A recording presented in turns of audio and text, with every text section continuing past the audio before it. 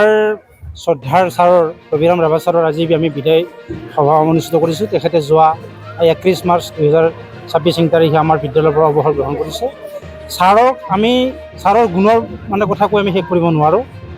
তেখেতে আমাৰ বৰবালিহা তামোলপুৰ জিলাৰ বৰবালিহা এক পিছপৰা অঞ্চল। এই অঞ্চলতে অৱস্থিত বৰবালিহা মধ্য ইংৰাজী বিদ্যালয়, আঞ্চলিক মাধ্যমিক বিদ্যালয়।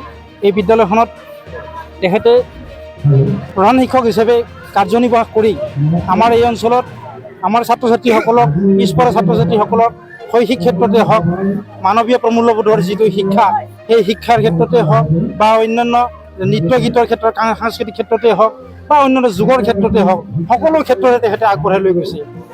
আমাৰ ছাত্ৰ ছাত্ৰীসকলে তামোলপুৰৰ বিভিন্ন স্থানত নৃত্য প্ৰদৰ্শন কৰিছে, গীত মাত পৰিৱেশন কৰিছে আৰু বিভিন্ন ঠাইত বক্তৃতা প্ৰতিযোগিতাত অংশগ্ৰহণ কৰি আমাৰ অঞ্চলক সন্মান কঢ়িয়াই অনাৰ মূল মানুহজনে হৈছে আমাৰ শ্ৰদ্ধাৰ ৰবিৰাম ৰাভা ছাৰ। তেখেতৰ আমাৰ ত্যাগক আমি কেতিয়াও মূল্যৰে কিনিব নোৱাৰোঁ। তেখেতৰ ত্যাগ সদায় আমাৰ চিৰস্মৰণীয় হৈ ৰ'ব। আজি আমি এটা ঐতিহাসিক ক্ষণত তেখেতক আমি বিদায় দিবলৈ পাই নিজকেও আমি গৌৰৱান্বিত অনুভৱ কৰিছোঁ।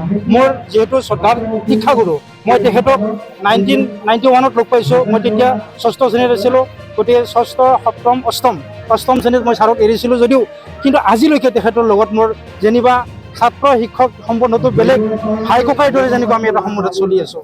গতিকে ছাৰক অনাগত সময়ত মই উজ্জ্বল ভৱিষ্যত কামনা কৰিছোঁ। তেখেতে সমাজৰ বিভিন্ন অনুষ্ঠানৰ লগত জড়িত হৈ আছে, অনাগত সময়তো থাকিব। তেখেতৰ দীৰ্ঘায়ু কামনা কৰি মই সম্ভৱ ক'ব খুজিছোঁ। আচলতে মই যথেষ্ট সন্মান পাইছোঁ, নাজানো কেনেকৈ সন্মান পাইছোঁ, কিন্তু মোৰ বিদ্যালয়খনক মই আগবঢ়াই নিয়াৰ কাৰণে আমাৰ বিদ্যালয়ৰ ছাত্ৰ ছাত্ৰীসকলৰ লগতে আমাৰ যি অভিভাৱক অভিভাৱিকা আছে তেওঁলোকৰ লগত লগ হৈ একেলগে বিভিন্ন ধৰণৰ কাৰ্যকলাপ কৰিছিলোঁ। যেনেকুৱা ধৰণৰ ডেন্স হওক, গীত হওক, যোগ ব্যায়াম হওক আৰু শিক্ষা দীক্ষাৰ হওক, আটাইবিলাক মই গাৰ্জেন আৰু আমাৰ টিচাৰসকলে আলোচনা কৰি ল'ৰা ছোৱালীক যাতে আগবঢ়াই নিব পাৰোঁ এই বিষয়ে যথেষ্ট কষ্ট কৰিছিলোঁ বা চেষ্টা কৰিছিলোঁ। আৰু সেই মৰ্মে মই আমাৰ ছাত্ৰ ছাত্ৰীসকলক গুৱাহাটীলৈকে ষ্টেট লেভেললৈকে কম্পিটিশ্যন আগবাঢ়িছে, কিন্তু দুৰ্ভাগ্য আমি প্ৰাইজ পোৱা নাই, কিন্তু চাৰ্টিফিকেট পোৱা হৈছে। ব্লক লেভেল হয়, ডিষ্ট্ৰিক্ট লেভেল হয়, ষ্টেট লেভেল হয়।